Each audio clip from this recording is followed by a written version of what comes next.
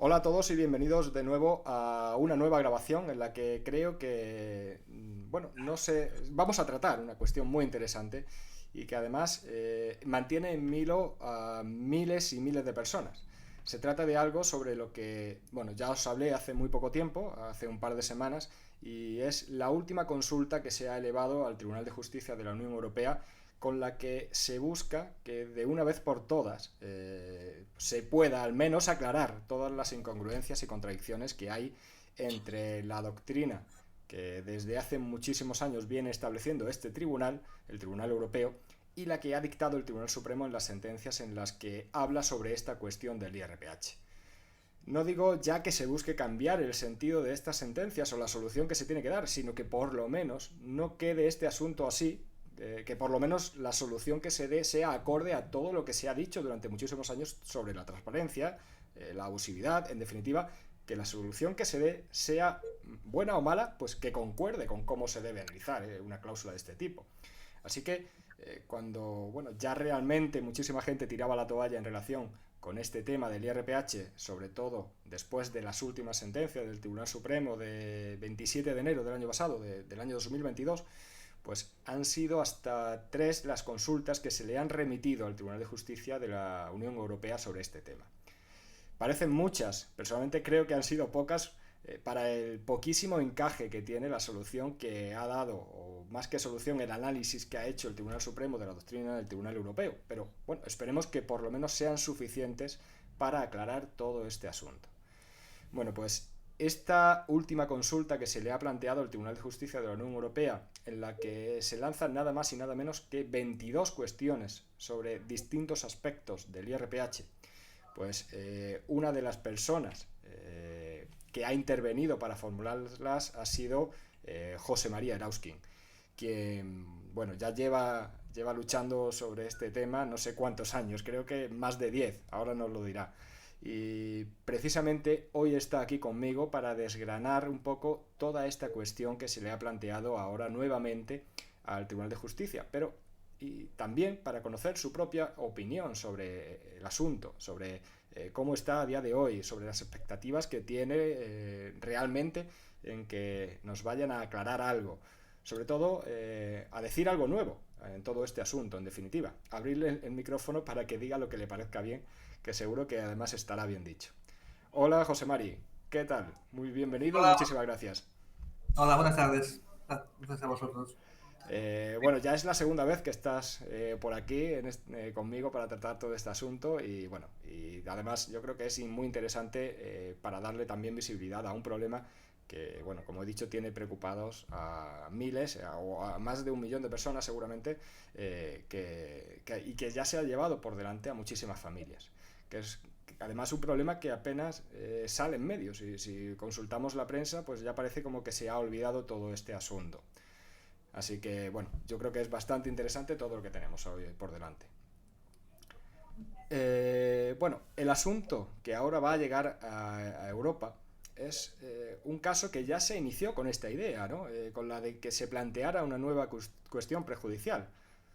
Eh, ¿Cuántas veces has tenido que pedir que se plantee una nueva cuestión prejudicial ante el TJUE para conseguir que finalmente se haga?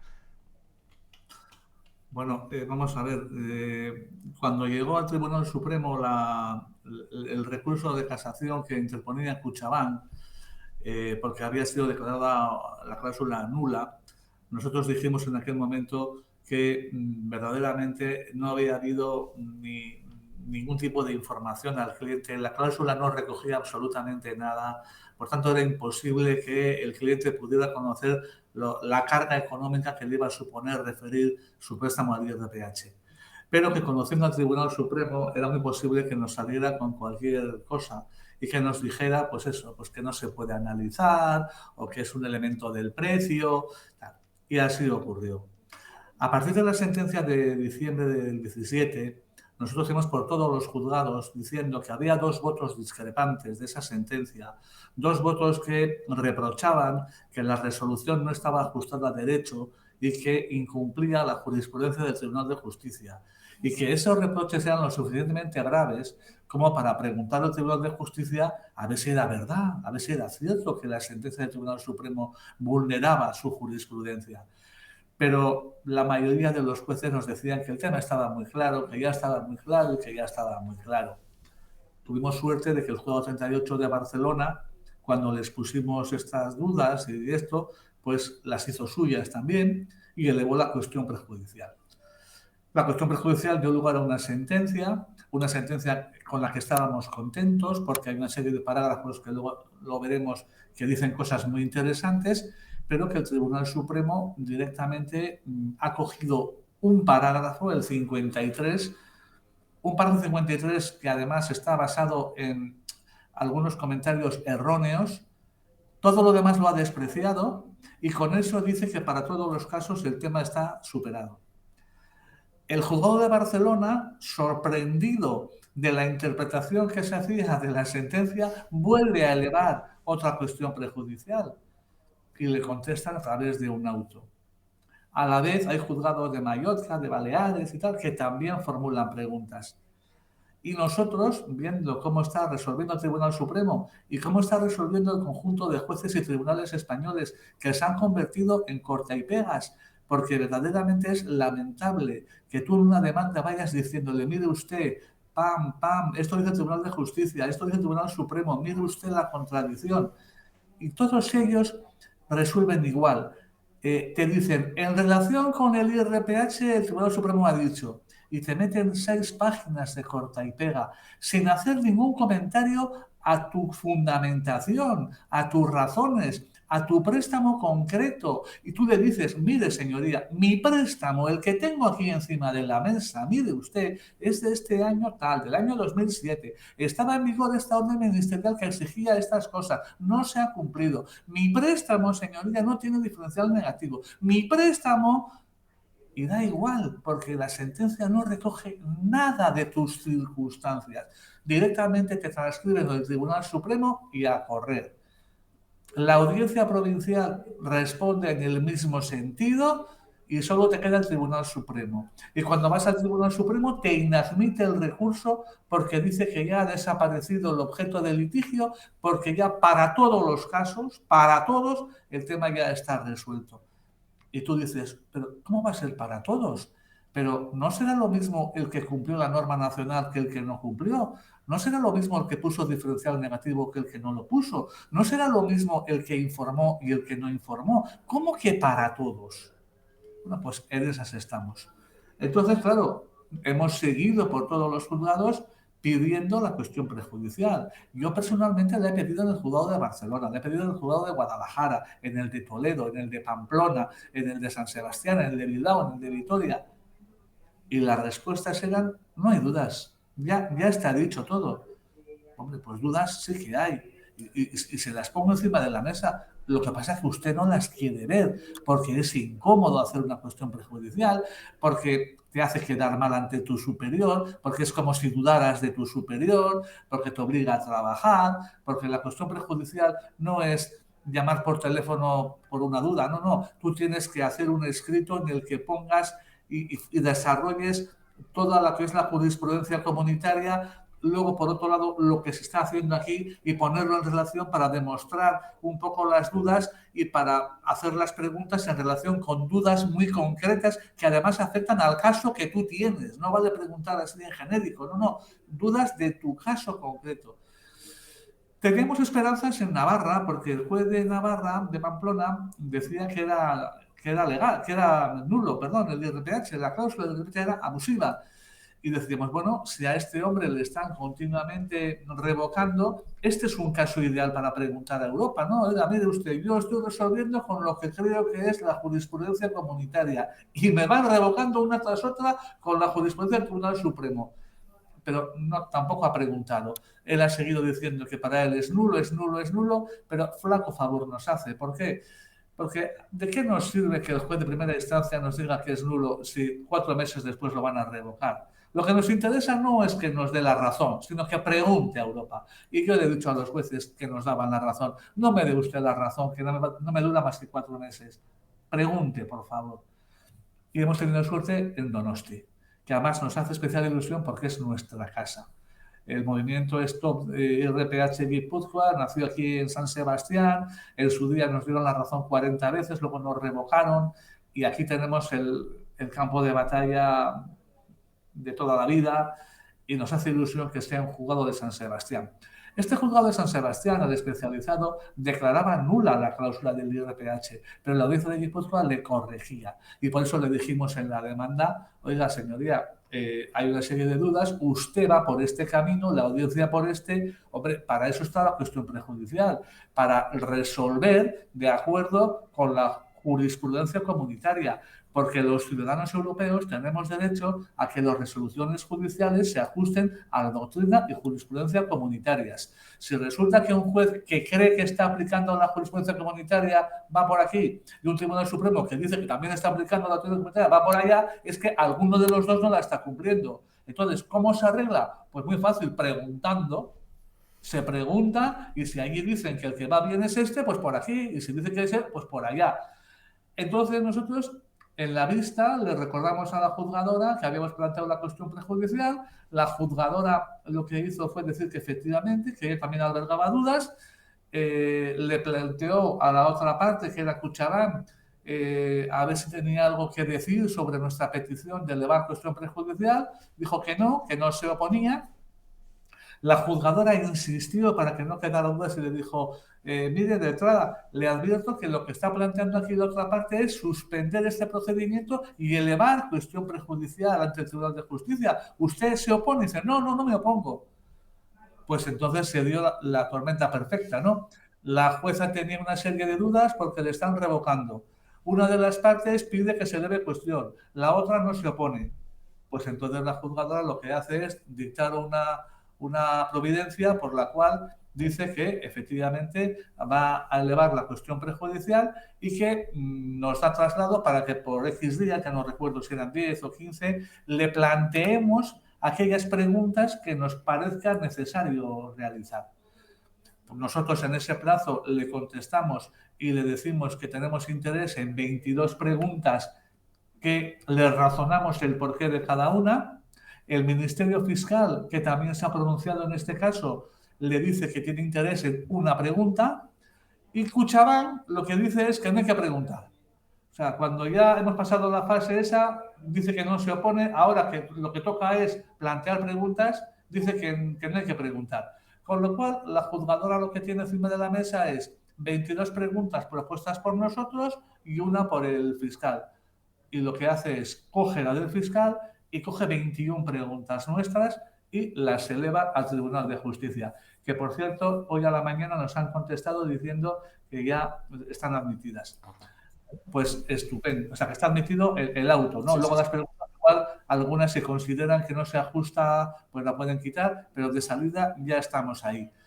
Entonces, estamos muy contentos. ¿Por qué? Hombre, porque si nosotros queremos hacer 22 preguntas, que nos parece que esas son las que van a arrojar luz, y de las 22, 21 se van a plantear, pues de alguna manera es lo que nosotros hubiéramos planteado de haber podido directamente. Por tanto, estamos muy contentos y creemos que para bien o para mal, si nos contestan a las preguntas sin evasivas, el tema está acabado. En un sentido o en otro, pero acabado. Porque si te das cuenta, las preguntas son para responder sí o no, sin matices. Porque si abres la puerta a los matices, estamos perdidos. El Tribunal Supremo es capaz de convertir el blanco en negro en cuanto que le des la más mínima ocasión. Por tanto, ante un sí o un no, no hay matices. Además, en este caso, bueno, en primer lugar, para quien no conozca, pues, bueno, quien nos escuche no conozca realmente cómo funciona esto de las cuestiones prejudiciales, quien plantea la cuestión prejudicial no son las partes, es el juez. Lo que pasa que en este caso, pues tal y como me estás comentando, pues la jueza ha tenido a bien el escuchar y el permitir que las partes intervengan activamente en la proposición de las preguntas y además las ha adoptado en casi su integridad, lo que, bueno, evidentemente ya pues nos deja una predisposición de querer realmente saldar toda la controversia que surge con todo esto. O sea que me parece genial. En este caso, claro, ante este tipo de propuestas que se han hecho, La primera pregunta que me surge es ¿qué plantea el fiscal? ¿Qué pregunta es la que propone el fiscal? Sí, bueno, te contesto a eso, pero ahora voy a hacerte antes un matiz sobre lo que dices. Sí. Vamos a ver, la cuestión prejudicial es una herramienta a disposición de los jueces, no de las partes, como tú has dicho, que tiene por objetivo que los jueces resuelvan con la total seguridad de que lo que resuelven está ajustado a la doctrina y jurisprudencia comunitarias. De manera que ante cualquier duda tienen que preguntar para garantizar que su resolución es correcta. Bien, el propio Tribunal de Justicia ha insistido que en el momento que tengan cualquier duda, en el momento que haya una contradicción que necesita aclarar, están obligados a elevar la cuestión prejudicial. Y sobre todo, cuando quien tiene que resolver es ya la última instancia y no cabe otra, ese está obligado a elevar la cuestión prejudicial porque precisamente lo que se pretende es homologar un poco toda la jurisprudencia europea. Por tanto, es muy importante que los que dicen la última palabra en cada estado sean los que resuelvan las dudas de cara a ir igualándonos en todos los estados miembros. Entonces, el Tribunal de Justicia llega a decir que la cuestión prejudicial es una herramienta que ha de utilizarse con total naturalidad. Es decir, es la cosa más habitual del mundo. Tengo una duda, pregunto. Tengo otra duda, pregunto. Porque lo que importa es que yo, cuando resuelva, lo tenga claro. Lo tenga claro. ¿Qué pasa en la práctica? Que la cuestión prejudicial es una cosa excepcional. Sale en la prensa. Le va una cuestión prejudicial. ¿Pero quién es ese? Una cosa que debiera ser de uso diario, natural, se convierte en algo excepcional. ¿Por qué? Primero, porque hay una cierta vagancia en los jueces. Oiga, mire, ha dicho el Supremo, ¿verdad? Pues yo lo copio y a otra cosa. Que voy a estar yo aquí ahora recopilando esto y recopilando lo otro. A mí no me líe. Segundo, porque resulta que es incómodo. Porque si mi jefe ha dicho A y yo pregunto al Tribunal de Justicia si ese A es correcto, de alguna manera le estoy poniendo en cuestión, ¿no? Es decir, estoy dudando de si mi jefe lo hace bien. No deja de ser incómodo cuestionar a tu jefe, ¿no? Tercero, hay un componente de soberbia. O sea, el juez lo sabe todo y si pregunto parece que soy tonto. Pues no eres tonto, eres inteligente. Pero la cuestión es que ya ves que las cuestiones prejudiciales son muy, muy escasas, son llamativas en la prensa, nada que ver con esa naturalidad y frecuencia que pide el juez. Dicho esto, voy a lo que dices. El fiscal ha contestado diciendo que hay preguntas que le parece que no tienen por qué hacerse, otras que le parecen interesantes y luego añade él una más. Dice que no le parece procedente preguntar, por ejemplo, todo lo que tiene que ver con la Directiva 2005-29 sobre prácticas engañosas. Y dice que es porque todavía no estaba transpuesta al ordenamiento español. Esto es muy interesante. ¿Por qué? Porque resulta que el legislador español nunca transpone las cosas en el plazo que le dan, lo cual tiene un doble castigo. Primero, que nos tiene desprotegidos más tiempo del que debiéramos y que encima pagamos la multa por estar desprotegidos, porque las multas que paga España la pagan sus ciudadanos. Claro, la Directiva 9313 de cláusulas abusivas es una directiva que es del año 93. La fecha límite para ser transpuesta al ordenamiento interno nuestro era 31 de diciembre del 94, pero se transpone el 7 de abril del 98. 4 años casi de la fecha límite y más de 5 años después de publicada en el Boletín de la Unión Europea. Tan agobiado de trabajo está el legislador español que una directiva orientada a proteger a los consumidores de las cláusulas abusivas necesita 5 años para transponerla. Tan ocupado está. Pero es que la directiva esta 2005-29 sobre prácticas desleales se publica en el Boletín de la Unión Europea el 11 de junio del 2005, de manera que ya está en el Boletín de la Unión Europea para que los ciudadanos europeos nos acojamos a esa protección. Esa directiva dice que la fecha límite para transponerla a los Estados miembros es el 17 de junio del 2007, pero en España se hace en el 2009. Es decir, volvemos a hacerlo tarde, volvemos a hacerlo con multa y demás. Claro, ahora la cuestión es, ¿un consumidor español está desprotegido de la protección que le da la normativa comunitaria porque su legislador es un zángano que resulta que no tiene tiempo para transponer y tarda 3 años más de la fecha límite? ¿Eso tenemos que soportarlo? Entonces aquí entra una discusión que dará lugar a muchas interpretaciones. Hay una parte de juristas que entienden que la directiva puede ser invocada por un ciudadano en el momento que se cuelga en el boletín de la Unión Europea, yo también defiendo eso. Hay otros que dicen que solo puede ser invocada cuando se ha cumplido el plazo límite para transponer al Estado miembro. Y hay quien dice que está en vigor desde que se ha transpuesto de verdad. Bueno, pues mira, el fiscal dice que esta directiva no es de aplicación porque como el contrato es del 2006 y la directiva en España se transpuso en el 2009, no entraba en vigor. Frente a eso, yo sostengo que si el 11 de junio del 2005 estaba la directiva ya colgada en el boletín de la Unión Europea, un año después, en el 2006, yo tengo derecho a su protección. Y si no, el Tribunal de Justicia ya dirá que no procede y ya nos dirá cuál es la pauta.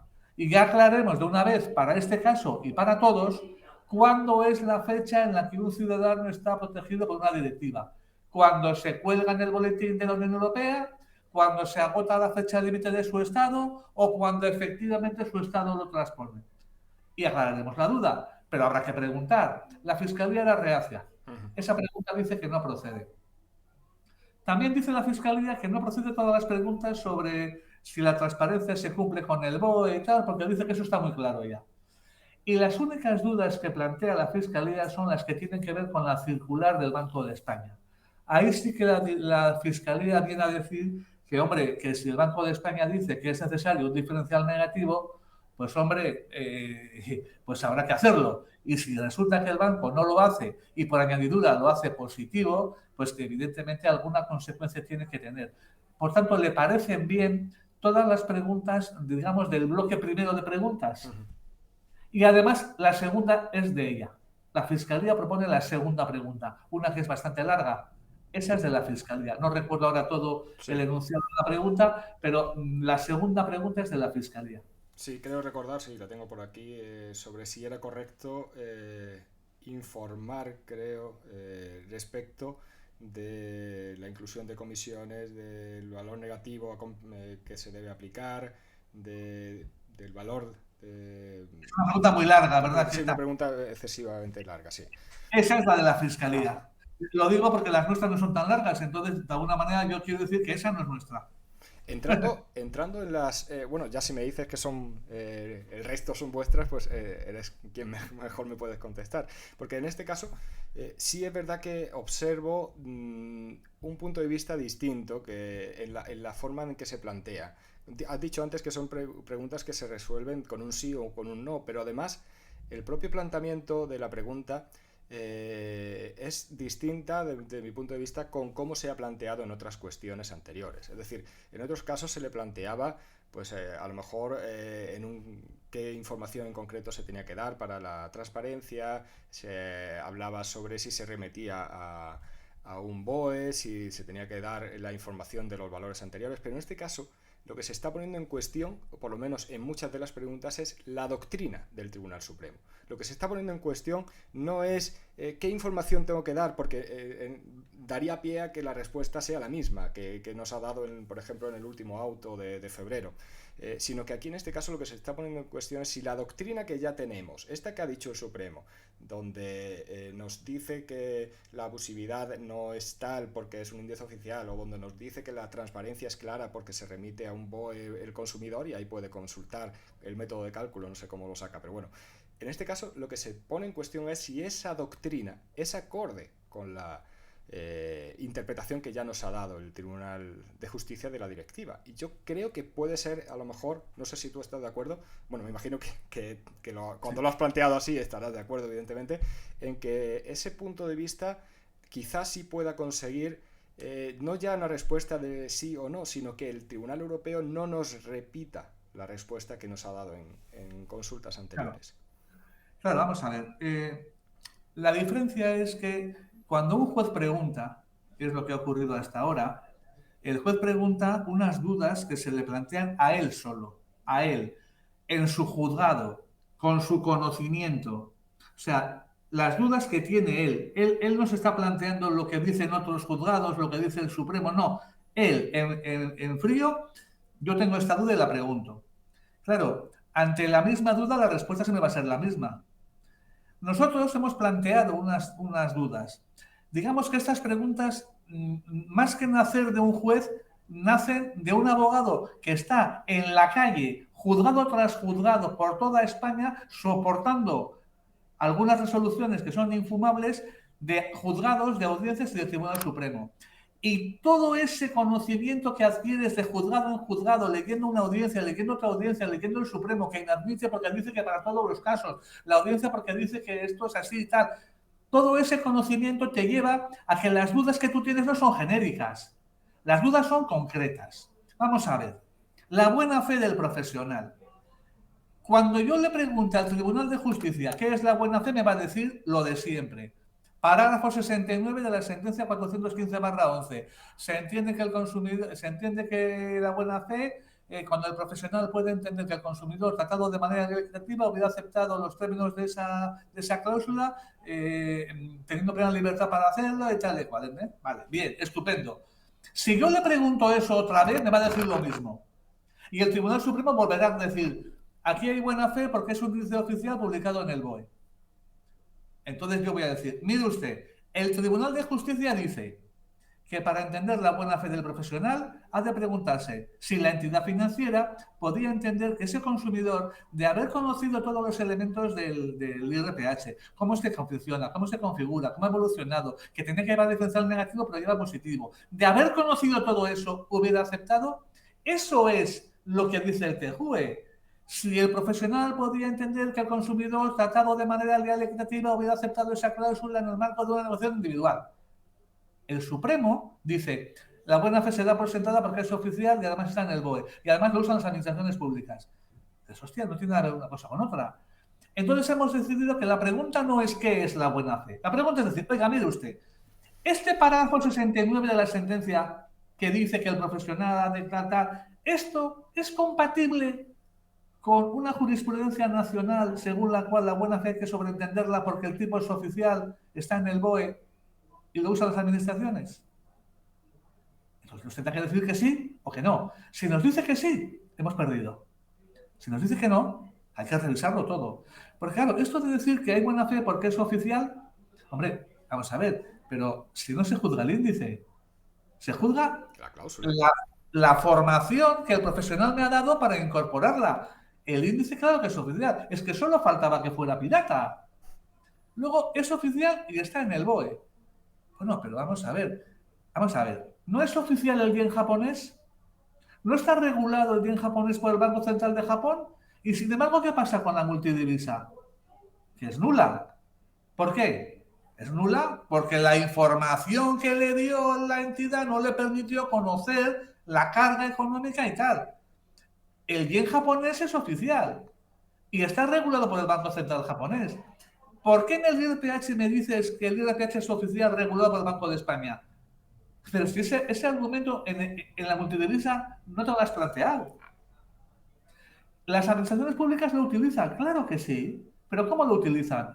Con diferencial negativo, con coeficiente reductor, con porcentaje. Claro que sí. En eso no tengo nada que protestar. Pero no me hagas trampa, porque el Tribunal Supremo usa un argumento engañoso. Dice, es que la buena fe se entiende superada porque resulta que es un tipo oficial. Está en el BOE y además lo usan las administraciones. Pues mire usted, en cuanto que es oficial, igual que el yen japonés. En cuanto que está en el BOE, hay que hablar del BOE.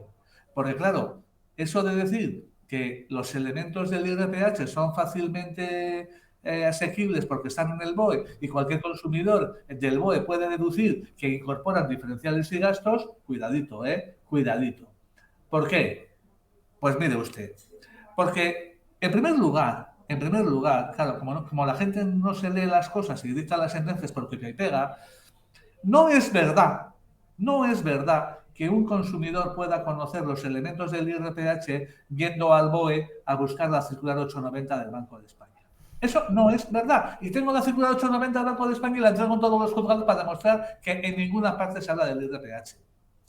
El IRPH se define y se incorpora al mercado hipotecario español en la circular 594 de 22 de julio. Esa circular 594 incorpora a lo que era la anterior circular 890 un anexo octavo con toda esta información del IRPH. Pero la incorpora 4 años más tarde. De manera que a partir del 94, tú siempre que cojas la circular 890 tendrás información, salvo en el BOE, porque el BOE que se publicó el año 90 no se puede cambiar. Por tanto, si tú me estás remitiendo a la circular 890 del Banco de España publicada en el BOE, me mandas a un sitio donde no voy a encontrar nada. Bueno, pues aunque tú al juez le digas, señoría, mire usted la circular 890 del BOE, búsqueme la palabra IRPH, que no está, él en la sentencia va a decir que era muy fácil de encontrar. Segundo, en la definición que aparece en el BOE del 94, no del 90, en ningún momento se dice que el IRPH incorpora diferenciales y gastos. Lo único que se pone es la definición.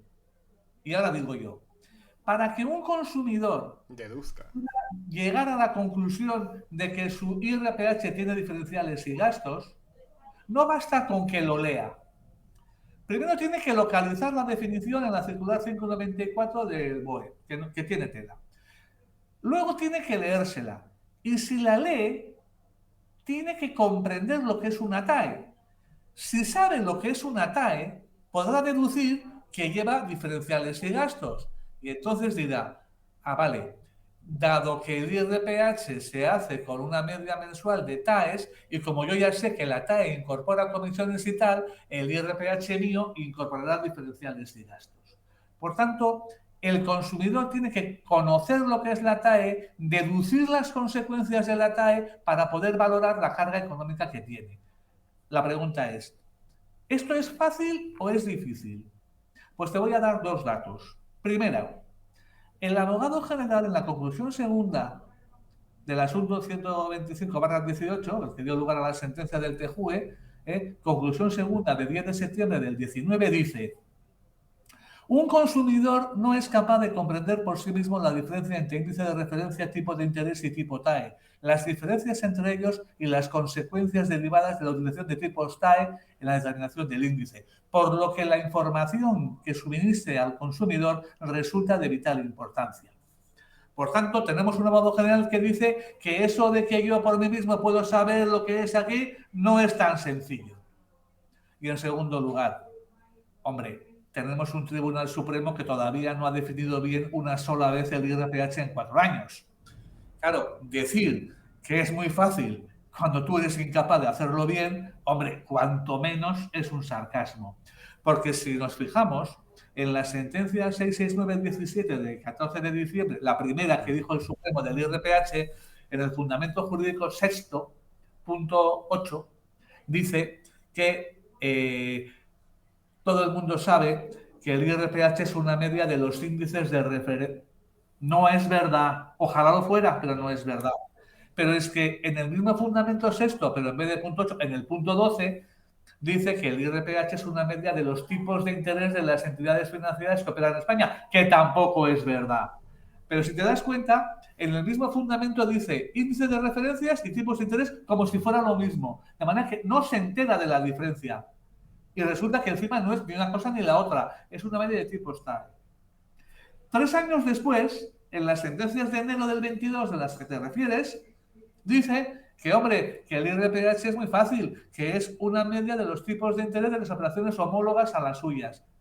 Que no es una media de tipos de interés, que ojalá, que es una media de tipos TAE, que ahí está todo el asunto. Si todos los reproches que se le hacen al IRPH es que es una media de tipo TAE y tú resulta que no te enteras de lo que es un tipo TAE y no sabes cuál es la definición, ¿cómo puedes pedirle que un consumidor que se dedica a pintar barcos o pintar fachadas o a recolectar granito, cómo lo va a entender? Pero ¿cómo puedes tener esa caradura de decir que esto es muy fácil y tú te equivocas el 100% de las veces? Y eso es lo que yo quiero dejar claro en la comparecencia de Luxemburgo cuando vayamos, decir, oiga, mire, es que esto no será tan fácil cuando estos señores se han equivocado todas estas veces. No será tan fácil. Y cuando este abogado general dice que es de vital importancia la información del profesional porque un consumidor no es capaz de saberlo. O sea, no demos por sentado un conocimiento a un consumidor que resulta que no lo tiene el magistrado. Y eso me enfada, por eso me altero. Aquí, bueno, entrando, si te parece, en los distintos bloques que se dan en esta serie de, bueno, 22 cuestiones que se plantean, hay una cuestión que es la primera, el primer bloque, que es el relativo a este diferencial negativo, que ya hemos hablado, que precisamente en esa circular ya se advertía de la necesidad de incorporar ese diferencial negativo.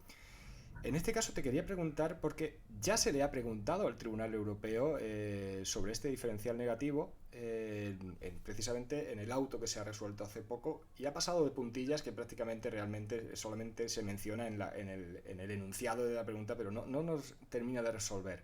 ¿Eres optimista en que aquí sí vamos a tener alguna respuesta? Porque había mucha gente y se cargaban mucho las tintas en ese punto como uno de los fundamentales que puede hacer ver la mala fe o la ausencia de buena fe de la entidad. Bueno, vamos a ver. Aquí la pregunta es muy clara. Oiga, el hecho de que una entidad financiera conocedora de la circular del Banco de España, sabiendo que la no incorporación de diferencial negativo supone colocar la talla de la operación por encima de la talla del mercado y que pese a saberlo, no obstante, no pone ese diferencial negativo, esta conducta puede entenderse contraria a la buena fe. ¿Sí o no? Entonces, el Tribunal de Justicia va a tener que decir que sí o que no. Y no cabe otra, a no ser que diga que eso es una cosa del juez nacional, en cuyo caso ya me retiro, porque si a estas preguntas me va a contestar diciendo que bueno, que eso es el juez nacional, pues entonces ¿para qué tenemos al TJUE? Porque el juez nacional hace lo que se le pone en los cojones y resulta que cuando preguntas al Tribunal de Justicia te dice que lo que él diga, pues entonces apague y vámonos.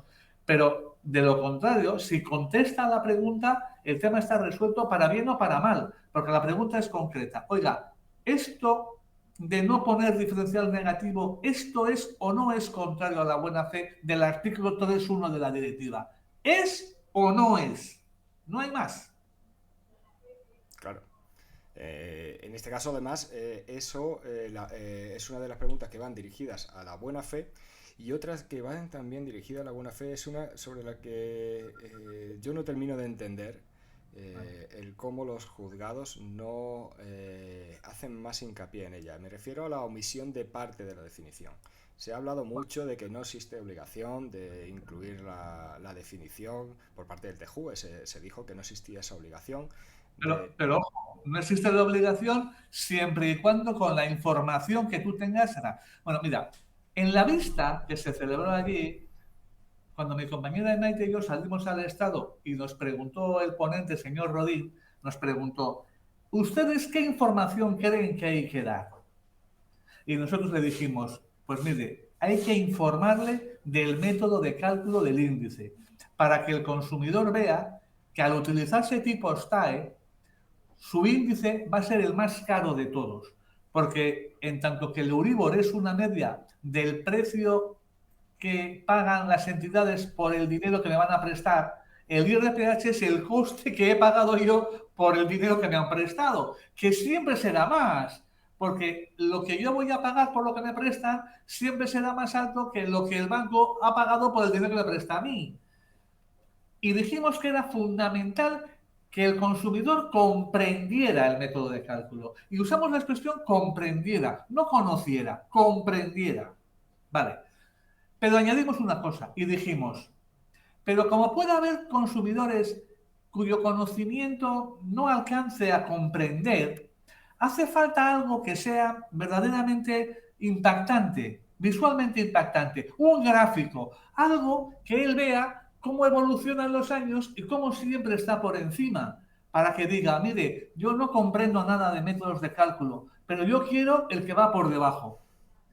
Por eso, cuando llega la sentencia, fíjate lo que dice. El párrafo 51 dice, para entender superada la transparencia de una cláusula que fija el tipo de interés variable y tal, es necesario que la cláusula, no el BOE, la cláusula permita al consumidor comprender el funcionamiento del método de cálculo del índice para poder así él valorar con arreglo a criterios precisos y comprensibles las consecuencias económicas potencialmente significativas que le van a caer en su economía. Por tanto, el párrafo 51 recoge lo que pedíamos, que la cláusula le permita comprender. Y luego en el 55, creo que es en el 55, añade en el 54, añade el Tribunal de Justicia que esta necesidad de folleto es importante porque le proporciona un dato objetivo al consumidor. Esto está pensado en este escenario, es decir, me tiene que explicar cómo funciona para que yo lo comprenda. Pero por si acaso no soy capaz de comprender, dame algo que me permita visualizar, como el folleto y demás.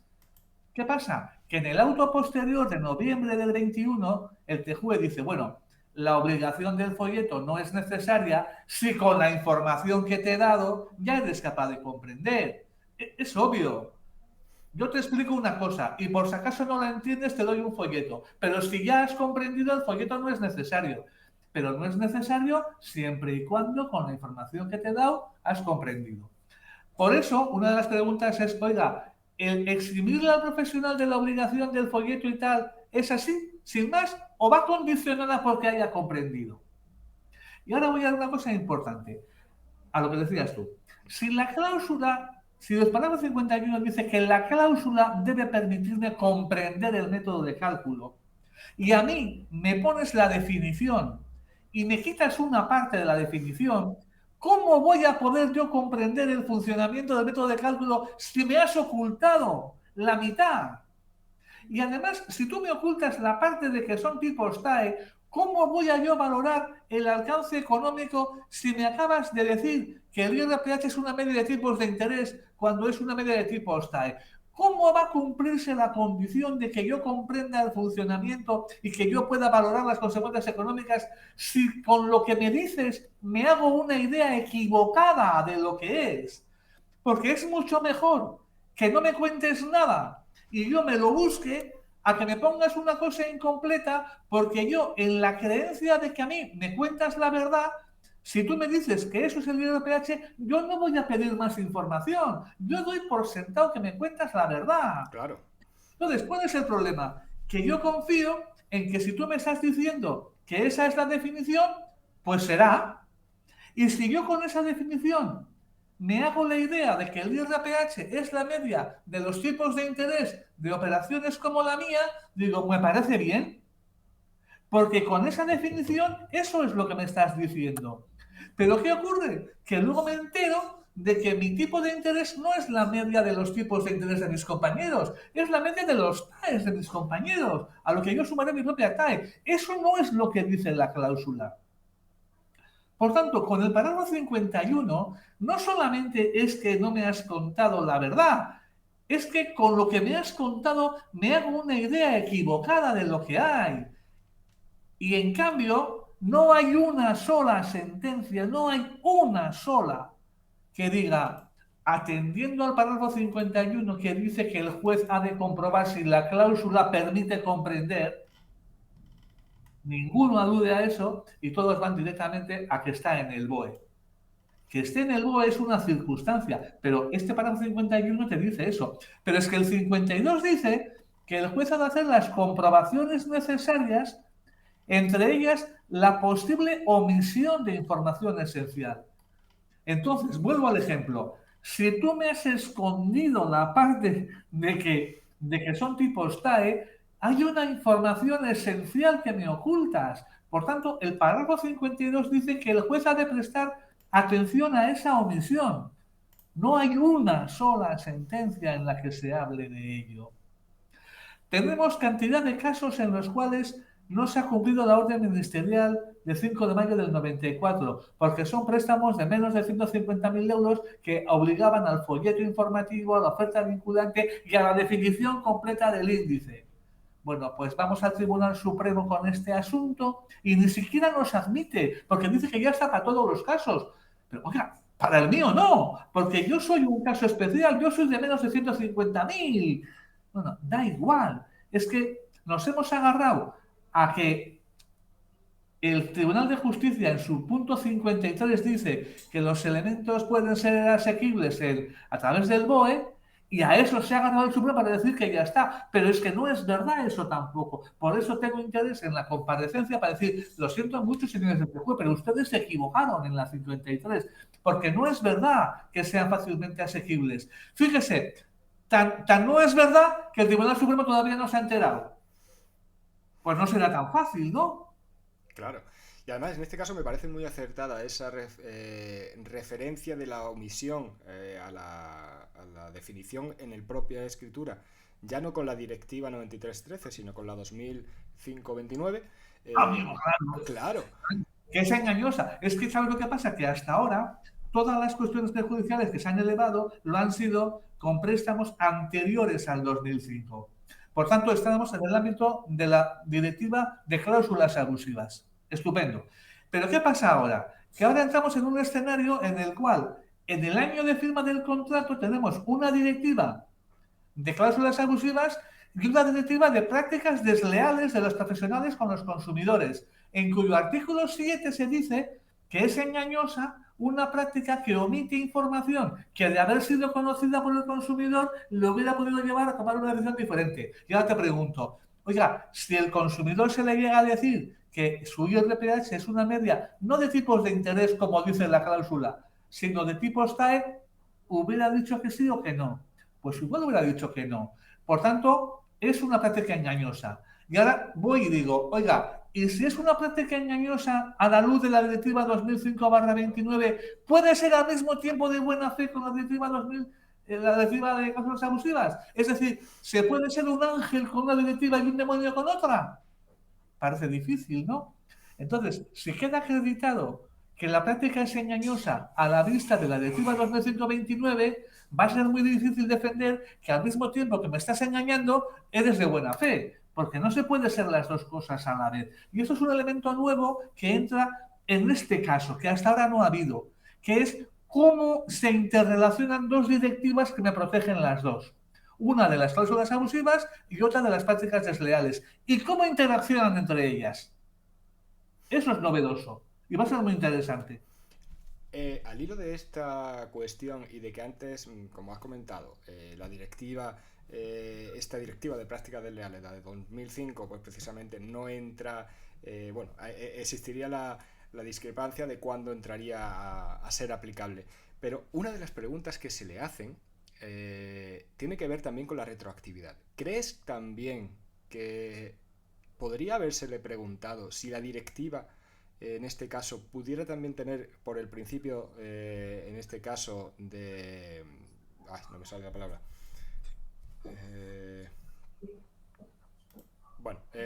si pudiera tener también incluso aplicación retroactiva, es decir, que la práctica desleal en definitiva, que al final no es algo que entiendo yo que deba ser simplemente regulado por una directiva, estamos hablando de que se está ofreciendo un producto sin informar del contenido íntegro de ese producto, sino solamente parcialmente y la parte que le interesa. Entonces, ¿crees que podría también tener incidencia en los préstamos anteriores a 2005, no ya por abusividad por la directiva 9313, sino por entender en sí una práctica desleal o no? A ver, las directivas no son de efecto directo sobre los Estados miembros. Es decir, así como hay otras formas que son de efecto directo y que, por tanto, desde el día siguiente de su publicación ya forman parte de nuestro ordenamiento interno y, por tanto, son de invocación inmediata y de aplicación inmediata, las directivas han de transponerse a los ordenamientos internos. Y, además, las directivas marcan unos mínimos que se pueden incluso mejorar. Entonces, por eso cada directiva te da una fecha límite para que el Estado la transponga. El tema suele ser qué pasa en el interín, qué pasa en ese periodo de tiempo entre que se cuelga ya en el Boletín de la Unión Europea y se transpone. Aquí existen muchas interpretaciones. Hay quien dice que la directiva, cuando se cuelga en el boletín, puede ser invocada por los ciudadanos individualmente, pero no aplicada de manera seriada por los jueces. Que los jueces, para aplicarla, digamos, como parte de su repertorio, necesitan que haya sido publicada en el Estado miembro, para aplicarla a ellos directamente. Pero que eso no quita que si el ciudadano se lo pide porque le está invocando la publicación en el Boletín de la Unión Europea, el juez está obligado a tener que atenderle. Entonces, estas dudas que tiene la doctrina en España se van a resolver aquí. ¿Por qué? Porque si a nosotros nos dice el Tribunal de Justicia, mire usted, la pregunta 2, la 4, la 7 y la 8, por decir, estas no van a ser aceptadas porque se refieren a una directiva que, como no era de aplicación en el momento, no genera dudas al juez, habremos resuelto el problema general que tenemos con cómo se aplican las directivas. Por tanto, lo que se nos conteste no solo va a servir para el caso del IRPH, va a servir para que sepamos desde cuándo un ciudadano de un Estado miembro está protegido por una directiva. Cuando se publica la directiva en el boletín de la Unión Europea, cuando se cumple la fecha de transposición o cuando se ha transpuesto efectivamente. Y ahí jugaremos. Claro, luego tenemos otra cosa. Todavía no ha habido ninguna demanda en España en la cual directamente alguien vaya a un juzgado a decir, mire, yo demando a esta entidad porque ha incumplido la directiva esta de prácticas desleales. Porque yo he firmado en el 2014, imagínate, y esto desde el 2006 está ahí. Y además se transpuso en el 2009, luego estoy de sobra protegido. ¿Qué pasaría si un ciudadano invoca que la cláusula que él tiene de IRPH es una cláusula en la cual se le ha omitido la información sobre cómo se elabora con tipos TAE? Eso a él le ha llevado a una idea equivocada de lo que era. Él pensaba que su tipo de interés era la media de los tipos de interés y se encuentra con que no es verdad. Se siente engañado y acude al juzgado. ¿Qué pasaría? No tengo ni idea. No ha existido todavía el caso. Pero es un camino a recorrer, ¿eh? Es un camino a recorrer. Claro. Además, en este caso, es lo que yo creo que incluso lo hablamos ya en la anterior grabación. Cuando hacemos una omisión, no solamente se está dando una información falsa, sino se está impidiendo que el propio consumidor acuda, en este caso, si queremos dar por bueno el acudir al BOE, acuda al BOE a informarse, porque tiene su definición en su propia escritura. Entonces, claro. Es parte de la buena fe de que el otro no le estará engañando. A mí, si voy al taller de mecánica y me dice que lo que tengo en el coche es que tengo un problema con la bomba de agua, yo no voy a Wikipedia a ver bomba de agua. Pues será la bomba de agua. Ahí va la hostia. Él es el profesional, yo soy el consumidor y yo parto de la buena fe de que no me engaña. Luego me entero que no era la bomba de agua, que era la correa del transmisor. ¿Y entonces qué hago? Ahí está el asunto. Luego hay otra cuestión, volviendo a la retroactividad que se plantea en este caso, y es sobre la posibilidad de aplicar con carácter retroactivo esas modificaciones que se introdujeron en el año, creo recordar que fue con la ley de crédito inmobiliario en 2019, sí, cuando se estableció que la falta de transparencia ya era en sí causa de nulidad. Esto, bueno, el Tribunal Supremo, sin necesidad de esta aplicación retroactiva en el tema de las cláusulas suelo, ha asimilado falta de transparencia con nulidad de cláusula suelo, pero por ejemplo el Tribunal Supremo, esa ley de crédito inmobiliario sí ha hecho aplicación retroactiva en lo que le ha interesado, en este caso por ejemplo sobre el vencimiento anticipado. Y se le pregunta concretamente esta cuestión, si cabría por aplicación retroactiva.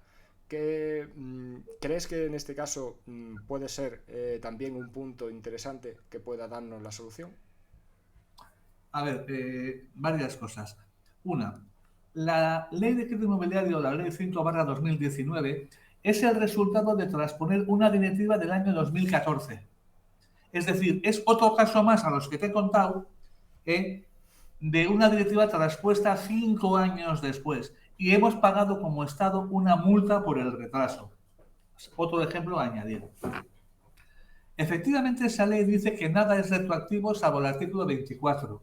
Por tanto, la no retroactividad lo recoge la propia ley. Eso habrá que pedirle cuentas a los progresistas que la hicieron, que solo tuvieron en cuenta la retroactividad para lo único que el banco la necesitaba, que era para poder acudir a segundas ejecuciones y aplicarla a contratos anteriores.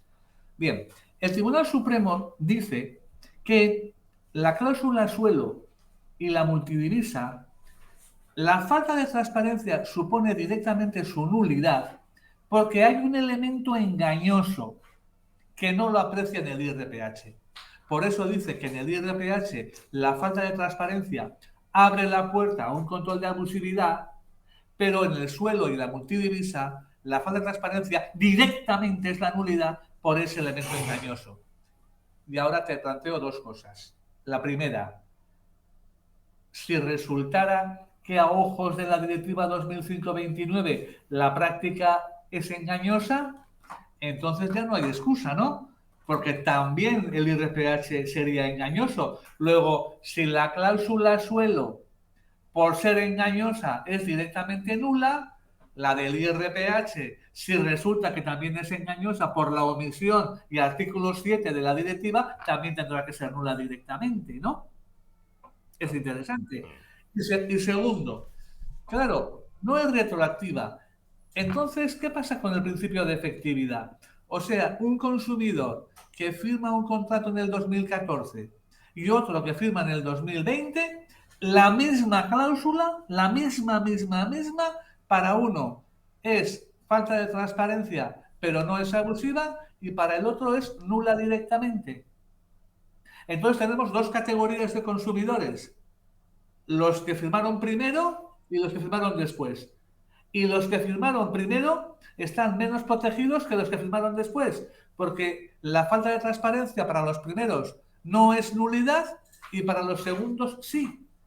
¿Eso es conforme con el principio de efectividad, el que haya dos niveles de protección para los mismos ciudadanos del mismo Estado miembro en función de la fecha de suscripción del contrato? Pues le preguntamos también.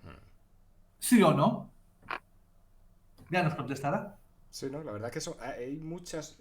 Bueno, claro, cuando hay 22 preguntas son muchas y eso es muy fácil encontrar, pero es que casi todas son, salvo algunas que puedan de primera cara parecer algo reiterativas, sobre todo algunas que son matices distintas, pero son todas con unos puntos de vista muy interesantes. Hay es que todo es el resultado de 4 años de sopapos. Claro. O sea, ahí se ve además. Cuando de sopapos y te han jodido cada día por un resquicio, pues tú tienes 22 resquicios para preguntar. Porque todas esas preguntas obedecen a resquicios por la que se nos han escapado los jueces, diciendo que es para todos los casos, diciendo que no es que es retroactiva. Entonces, por eso, después de 4 años de sopapos, ya sabemos exactamente por dónde se pueden escapar para intentar cerrar todas las vías, cerrar o legalizar, pero de alguna manera acabar con este asunto. Mira, si todas las preguntas son no, pues ya está, hemos terminado, ya está. Pero si son sí, hemos ganado. Lo que no podemos seguir haciendo es que se le pregunta al Tribunal de Justicia a ver la transparencia y te define lo que es transparencia. Y te dice que el artículo 50, que el parágrafo 51 ya dice que para entender la transparencia superada hace falta que la cláusula permita al consumidor comprender. Y tú dices, pues si es la cláusula y la cláusula falta un trozo, difícilmente me va a hacer comprender. Si la cláusula no me dice nada, simplemente dice que es el conocido como IRB, tampoco me permite comprender. Es decir, con el parágrafo 51 en la mano, ninguna cláusula supera el control de transparencia porque ninguna me recoge la definición completa para que yo comprenda. Pero claro, si luego me dice el juez que bueno, que como está en el BOE ya está, claramente hay una contradicción aquí. O sea, ¿el parágrafo 51 no vale o sí vale? Porque otra pregunta, si verdaderamente que esté en el BOE significa que es válida para todos los casos, ¿qué sentido tiene el parágrafo 51, el 52, el 54, el 55? Simplemente con decir que estando en el BOE ya es legal, nos ahorramos media sentencia. Que además, ¿no? En este caso, simplemente basta con leer la sentencia del Tribunal Europeo y leer la sentencia del Tribunal Supremo y vemos cómo, como bien has dicho, el Tribunal Europeo cuando resuelve además acorde a lo que es una cuestión prejudicial. Lo que tiene es que resolver las dudas a un juez que ha planteado una serie de cuestiones que no tiene claras. Entonces le da los parámetros de cómo tiene que enjuiciar cada juez un asunto en concreto. En cambio, si vemos la sentencia del Tribunal Supremo, lo único que existe es un afán por dar soluciones universales, por resolver para todos los casos, como dice, por dar la solución que va a acabar con una temática. Es decir, en este caso es evidente que se está acabando con ese análisis de cada caso en concreto. Estamos ante cuestiones particulares. Acabar favoreciendo a la entidad, ¿eh? Claro, sí, sí. Acabar diciendo, mire, como está en el BOE, mira, esto ha llegado a un punto tal que hemos ido a una vista a Santander. En la vista de Santander, la entidad financiera no contestó a la demanda, es decir, está en rebeldía procesal y ha ganado. Nos han desestimado una demanda en la cual pedimos una serie de cosas que la otra parte no se ha opuesto, no ha contestado. Pedimos el interrogatorio del director, no compareció y ha ganado. Ya no necesitan ni contestar a las demandas para ganar, porque como es para todos los casos, pues es hasta para los que no contestan. El siguiente paso será que no comparecerán, pero como es para todos los casos, no comparecerán. Con lo cual, tú presentarás una demanda y el banco se dedicará a esperar que le llegue la sentencia favorable. No va a tener ni que contestar. Y me remito a una sentencia del juzgado especializado de Santander de hace 10 días.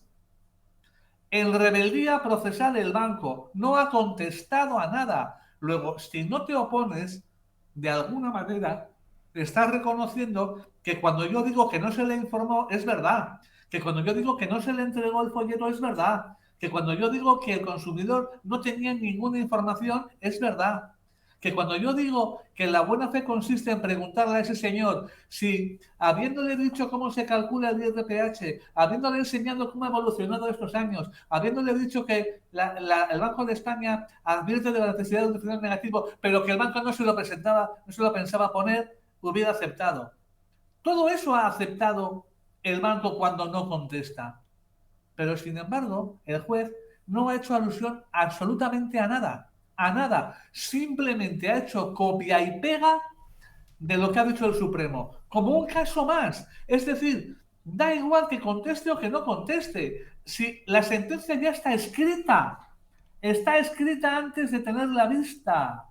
Porque, desgraciadamente, los ciudadanos tenemos derecho a 2 instancias libres e independientes. Yo tengo derecho a ir a un juzgado de primera instancia y que resuelva con su criterio. Si su criterio es revocado por la segunda instancia, pues se revocará. Y si luego tengo opción de ir al Tribunal Supremo, iré. Pero tengo derecho a que haya 2 opiniones libres e independientes. Ahora bien, si ya desde la primera instancia me contestan, a propósito de la controversia que plantea la parte actora, hemos de remitirnos a la reciente jurisprudencia del Tribunal Supremo y una parrafada de corta y pega de 5 páginas. Haces un recurso de apelación y dices, fundo el recurso en 5 alegaciones. Primera, en relación con la transparencia, plum, plum, plum. En relación con la buena fe, mire usted, plum, plum. En relación con el carácter influenciable, adjunto informe del catedrático de tal, Anfurbo de tal, del Banco de España. ¿Sabes cómo se resuelve el recurso? No se alude a mis razones, no se comenta por qué sí o por qué no. Directamente dice la audiencia. En relación con este asunto, esta audiencia viene pronunciándose en el siguiente sentido, corta y pega. Y dices tú, ¿qué necesidad tenemos de tener aquí 2 instancias a estos zánganos aquí? Oye, mira, montamos un robot y directamente que el robot diga, sentencia del Supremo y me la pasas. O directamente vamos al Supremo ya, porque lo que tenemos en las provincias y en los municipios no son juzgados de primera instancia y audiencias. Tenemos portavoces del Tribunal Supremo, municipales y provinciales. A partir de ahora hay que decir, pues mira, el portavoz municipal del Supremo me ha desestimado la demanda. y el portavoz provincial la ha confirmado. Y ahora voy a ir a donde se cuecen las habas, al Supremo, que me dice que no me la admite porque como para todos los casos es legal. Entonces, ¿qué cojones de justicia es esta? Eso es lo que hay. Sí, sí, no, lamentablemente, sí. Además, en eso, que para el que no lo sepa, que nos esté escuchando, de lo que has dicho de la falta de comparecencia del banco, de la falta de contestación, claro, y además es la parte obligada a acreditar, en este La que caso, tiene que acreditar. claro, Es la que no acredita nada. Yo acredito una serie de cosas, aunque no estoy obligado. Mira, ha llegado a tal punto el que inconscientemente sabemos que las cosas se hacen mal, que como nosotros, que somos la parte actora y la parte consumidora, como sabemos que esto funciona de pena, nos esforzamos por acreditar lo que le corresponde acreditar el otro, porque sabemos que si no lo acreditamos nosotros, perdemos. Porque la cuestión no es que si el banco no acredita, palma. No, no, no. La cuestión es que si yo no lo acredito, palmo. Y tengo que ir yo a pedir el interrogatorio. Claro, mi cliente no va a ser interrogado. Yo no puedo interrogarle y al banco no le interesa. Luego, no se le oye. Cuando va el del banco, cuenta lo que quiere, porque es un dependiente jerárquico y económico del demandado. Pues fíjate qué va a decir. Entonces llega un momento en el cual ya el colmo es que ese señor que tiene que acreditar que entregó información, que informó, ni siquiera contesta y gana. sí, sí, sí. Y encima te condenan en costas. Es decir, sin haber contestado siquiera, se lleva las costas. ¿Qué te parece? ¿Las costas de qué? Pero si no has trabajado nada, si no has contestado. Sí, sí, no, la verdad que estamos en una situación que, vamos, ya es surrealista todo, completamente. Y luego dices esto y te dicen que hay que tener respeto. ¿Pero respeto por quién? Pero ¿será por lo que respetan ellos a los millones de consumidores que están viendo desestimadas sus demandas cuando no se escucha sus circunstancias personales? Tenemos un párrafo 52 de la sentencia del Tribunal de Justicia que dice: el juez nacional deberá realizar las comprobaciones necesarias, atendiendo a todos los elementos de la contratación, entre los que figura la publicidad y la información suministrada por el profesional, y especialmente verificar, atendiendo a todos los elementos existentes, la omisión de una falta de información.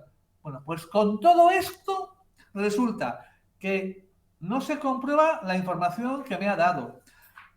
No se comprueba la omisión de información. Se dice que para todos los casos, cuando aquí se dice que hay que atender a las circunstancias de cada uno. Hombre, no será lo mismo un préstamo protegido por la orden ministerial que no protegido. No será lo mismo un préstamo con folleto o sin folleto, con oferta vinculante o sin oferta vinculante, con diferencial negativo. No será lo mismo. Bueno, pues para el Tribunal Supremo todo está bien. Todo está bien. Todo es legal. Oiga, y el que ha puesto diferencial positivo, también. Y el que no entrega folleto, también. Y el que... Todos están bien. Esto no puede ser. No hay ningún procedimiento en el mundo de nada en el que el 100% de los casos se decanten sobre el mismo lado. Habrá alguno que ha hecho mal el banco, ¿no? Uno. Es que para todos los casos. Y en estos casos, además, me gusta siempre recordar, y yo lo suelo decir en las vistas, el artículo 4 bis de la Ley Orgánica del Poder Judicial, esa obligación de aplicar directamente el derecho de la Unión Europea conforme a las sentencias del Tribunal Europeo. Parece que no se puede aplicar una sentencia del Tribunal Europeo si no es reinterpretada por el Tribunal Supremo. Si no, no termino de entender cómo los jueces se saltan directamente la doctrina del Tribunal Europeo, o sea, aplica la doctrina directamente. ¿Sabes lo que pasa? Que en España no hay conciencia de que los jueces son comunitarios. O sea, no hay conciencia. Un juez nacional español es español. No tiene conciencia de que es un juez comunitario. Entonces, ¿qué pasa? Que él aplica pues lo que dice el Tribunal Supremo. ¿Y qué pasa con las resoluciones del Tribunal de Justicia? Bueno, cuando son resoluciones que responden a cuestiones planteadas desde España, vale, pues aún. Pero siempre que primero pasen por el filtro del Tribunal Supremo, ¿eh? Eso de aplicar directamente no. Primero vamos a esperar a ver cómo traduce al español el Tribunal Supremo. Y el Tribunal Supremo mete, o sea, llega una sentencia blanco y sale negro, ¿eh? Y eso es lo que se aplica, porque lo que hace es reinterpretar. Es verdad que hay excepciones. Es verdad que hay jueces que tienen Sí. conciencia de comunitarios, que los hay, y que aplican directamente la jurisprudencia comunitaria. Pero desgraciadamente son minorías, se diga lo que se diga. Bueno, y ¿Eh? gracias a esos pocos jueces, por lo menos podemos hablar hoy Hombre, de esta claro, cuestión. claro, porque a mí me ha pasado de ir a Villarcayo a una ejecución hipotecaria del Banco Santander con 7 cuotas impagadas y decirle al juez, señoría, da igual que sean 7 cuotas, como si son 17, porque dice el Tribunal de Justicia que el número de cuotas impagadas es un elemento que no ha tenido en cuenta por el juez si la cláusula permitía la resolución por un solo impago. Y entonces me dice la juzgadora, afortunadamente jubilada, no me maree con Europa, letrado, que estamos en España. Europa para Eurovisión. Esto es lo que pasa en España. Y eso me pasó con la Comisión de Apertura en Coruña, en el juzgado especializado, que llevé la sentencia del Tribunal de Justicia y me dijo, aquí estamos con el Supremo, que estamos en España. Y esas cosas nos pasan. Y es absolutamente desalentador. Un juez alemán, como tiene conciencia de europeo, cree que cuando el Tribunal de Justicia dicta una sentencia, es para él, porque es comunitario él y comunitaria la sentencia. El juez español cree que no va con él. Por eso a día de hoy, por ejemplo, tenemos una sentencia del Tribunal de Justicia, la 8021, 8121 de 22 de septiembre del 22, que dice que no hay prescripción porque el consumidor, en todo caso, habrá que contar la prescripción desde el que el consumidor toma conciencia del carácter abusivo de la cláusula, no desde que se dictan sentencias o tal. Pero como eso responde a una pregunta de Polonia, pues hay jueces que creen que se da para Polonia. Hasta que no se le conteste a España, no se da por aludido. Y estamos discutiendo en España el tema de la prescripción cuando ya el Tribunal de Justicia lo ha resuelto respondiendo a Polonia. Pero bueno, esos son polacos. ¿Eh? Y eso pasa. Ahora mismo tenemos esa sentencia 81-21 dice que los artículos 6.1 y 7.1 de la Directiva 93/13 se oponen a una jurisprudencia nacional según la cual al expulsar una cláusula del contrato y que la expulsión de esa cláusula lleve a la nulidad del mismo, el juez nacional pueda suplirla por interpretación de la voluntad del consumidor, por norma supletoria, si el consumidor, informado de las consecuencias de la nulidad, las acepta.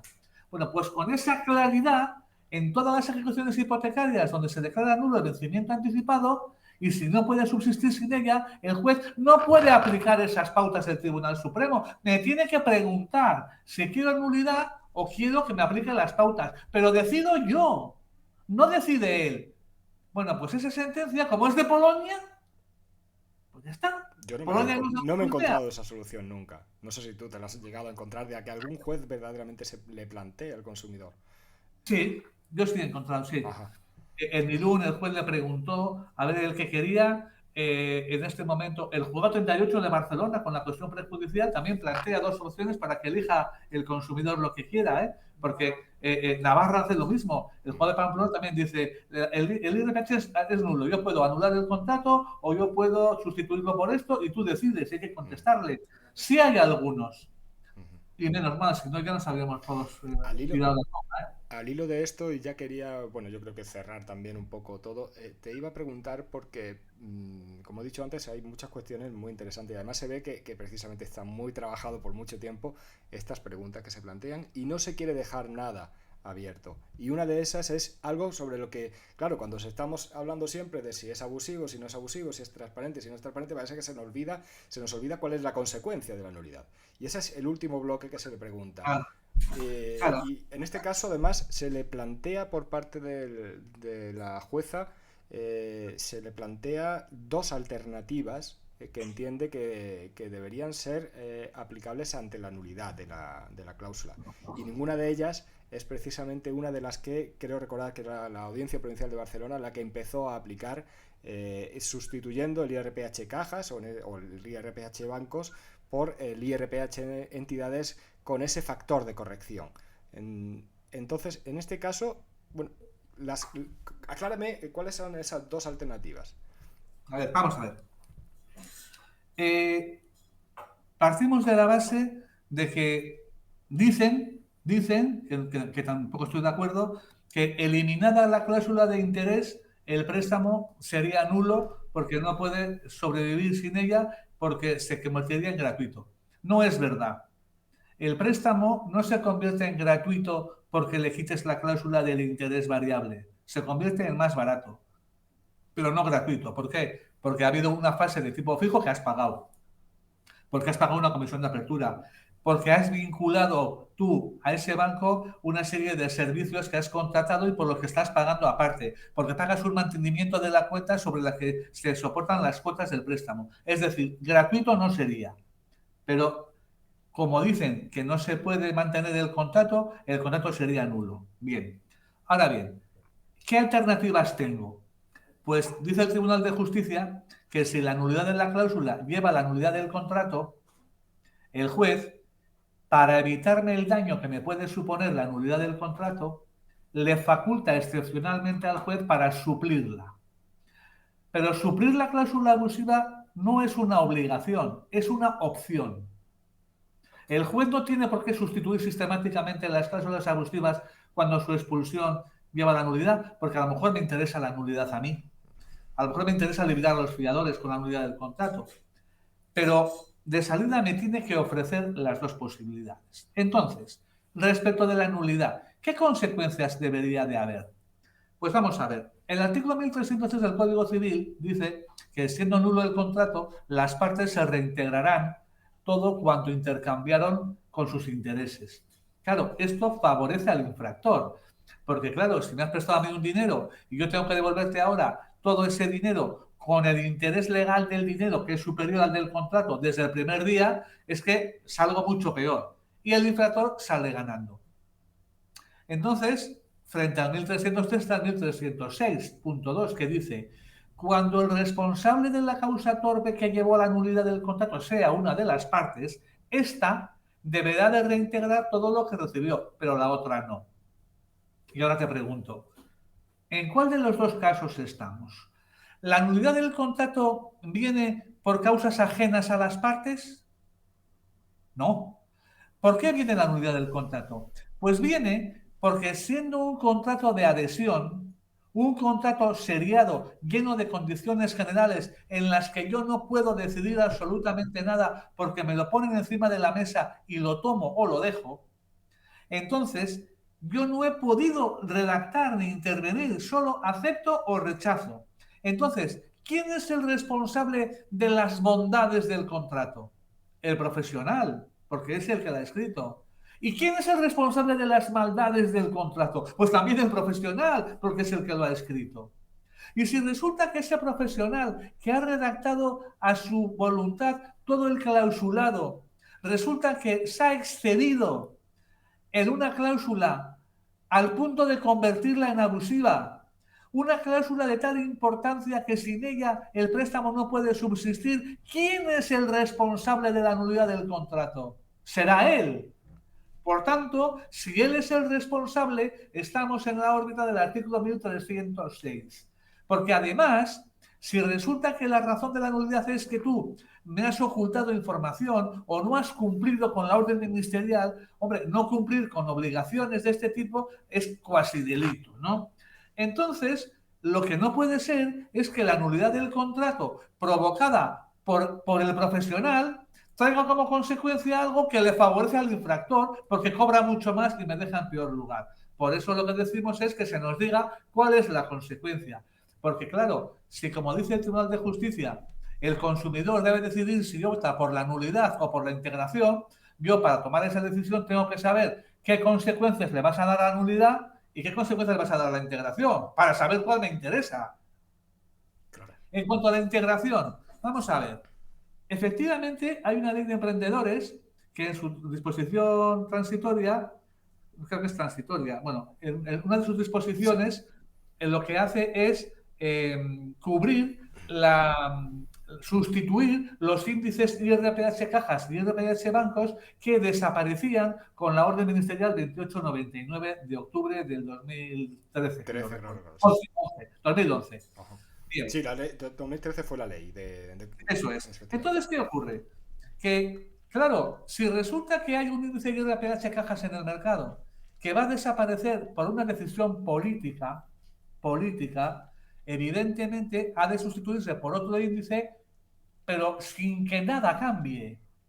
De tal manera que la cuota que yo pague con el nuevo índice sustitutivo tiene que ser la misma hasta el céntimo, ¿no? Porque una sustitución del índice simplemente por un tema político no puede perjudicar ni a la entidad ni al consumidor. Por eso el IRPH caja se sustituye por el IRPH entidades más la diferencia que ha habido entre ambos en los últimos años y tal. Y el IRPH bancos por el IRPH menos tal. Es decir, se busca que la sustitución no cambie nada, que mantenga las cosas como están. Pero claro, eso está para el caso de una desaparición pacífica. Pero ¿qué pasa cuando desaparece por abusivo? Porque crea un desequilibrio. El Tribunal de Justicia dice que las resoluciones de tribunales tienen que ir en orden a reparar ese desequilibrio y a recuperar el equilibrio que debió de existir de no haber estado la cláusula abusiva. Por tanto, si yo tengo una situación de desequilibrio, porque el juez ha dicho que es abusiva y genera desequilibrio, lo que no me puedes poner es una cláusula que mantenga la misma situación, porque entonces yo sigo igual de desequilibrado. Es decir, me pones un sustituto por el cual voy a seguir pagando lo mismo y no recupero nada. Es decir, se mantiene el desequilibrio declarado. Por tanto, la transitoria está muy bien para una sustitución pacífica, pero cuando lo que se pretende es sustituir el índice por otro que recupere el equilibrio perdido, lo que no puedes hacer es poner uno que mantenga lo que había, porque si lo que había está mal, no puedes poner más de lo mismo. Parece una obviedad, pero es que se está haciendo así, además, de mal. Entonces, ¿qué es lo que decimos nosotros? Preguntamos, oiga, ¿es contrario a la jurisprudencia del Tribunal de Justicia que busca que las resoluciones restablezcan el equilibrio que debió existir utilizando un sustituto que mantiene lo que hay? Y luego, oiga, el 1306 es de aplicación cuando el responsable de la nulidad es el que metió esa cláusula abusiva de tal importancia que sin ella el contrato no puede pervivir. Esas son las preguntas. ¿Para qué? Pues para que yo sepa qué me puede ofrecer el juez.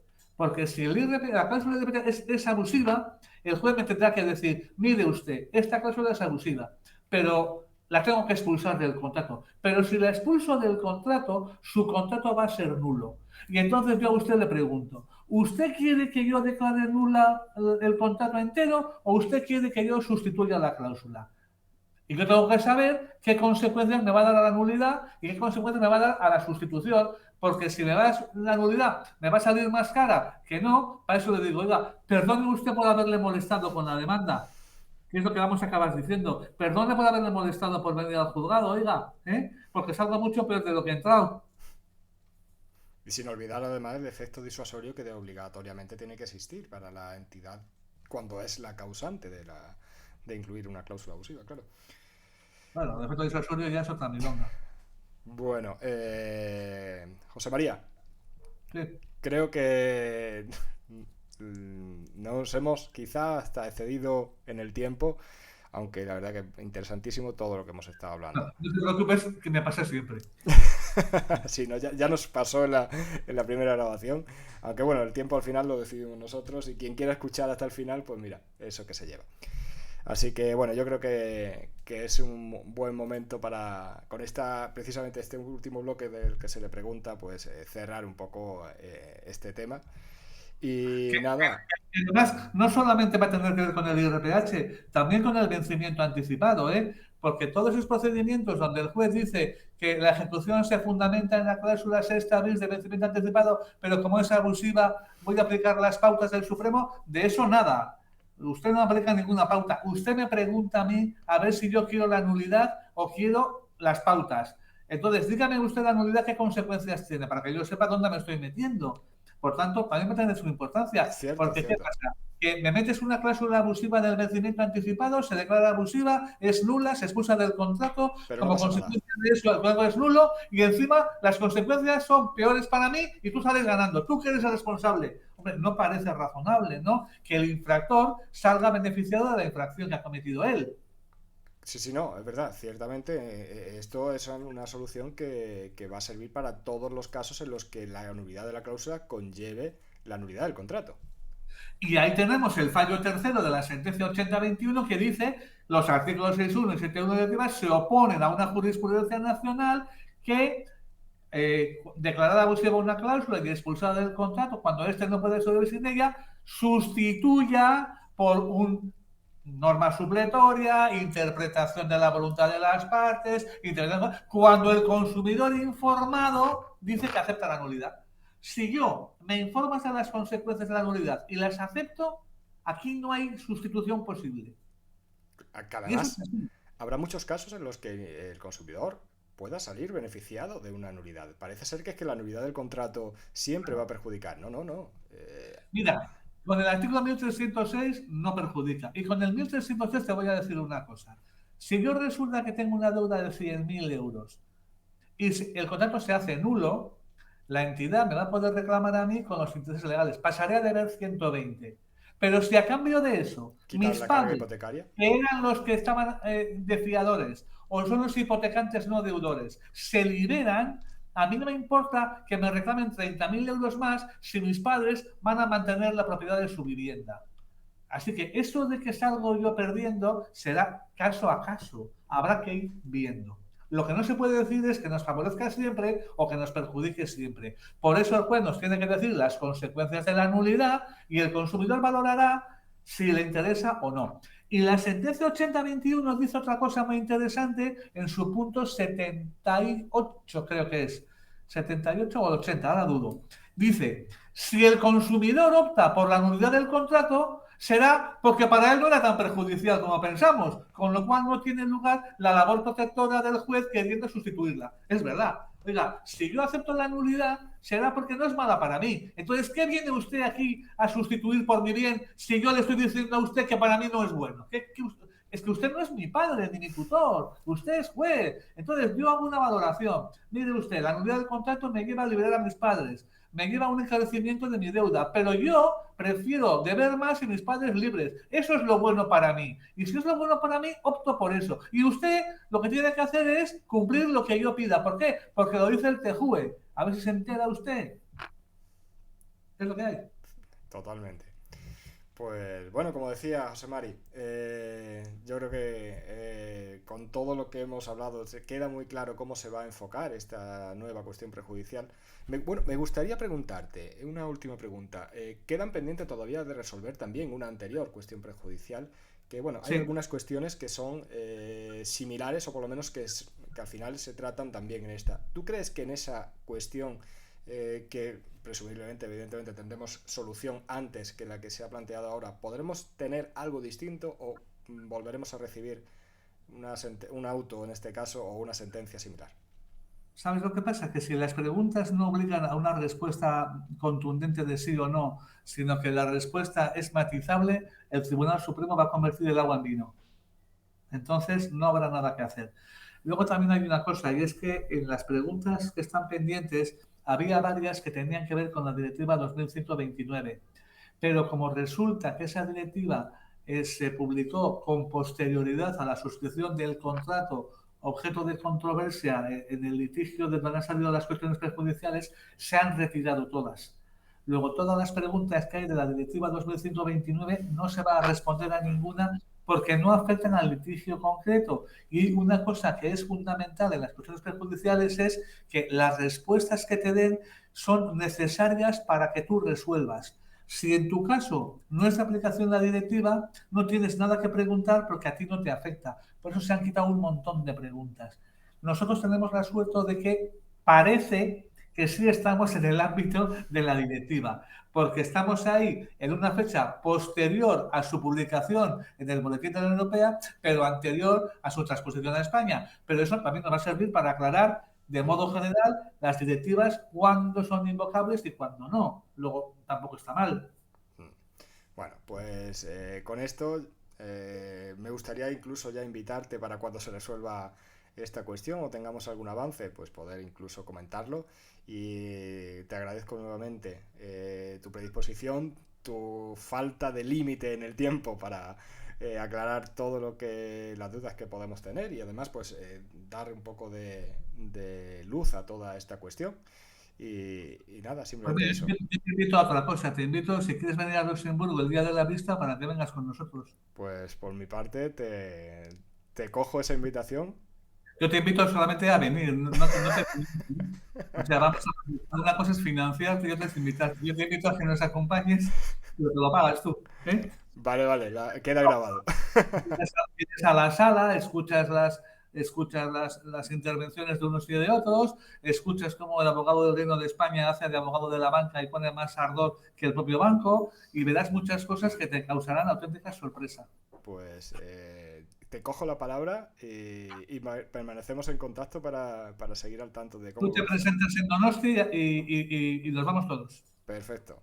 Pues muchísimas gracias también por la invitación. Y Venga. nada, lo Que dicho. no financiación, Aclarado queda. transparencia ante todo. Totalmente. Venga, Pues nada, José Mari, muchísimas gracias. venga, Hasta Raúl. ahora.